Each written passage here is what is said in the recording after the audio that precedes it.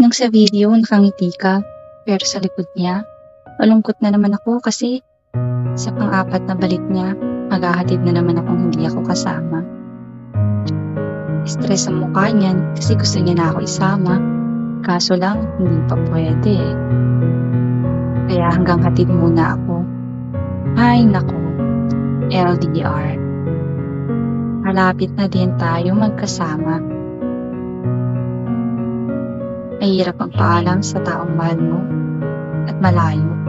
Pero sige lang, laban lang.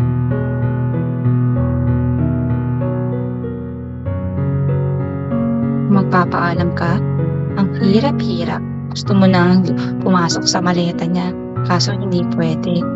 See you soon, baby 2024.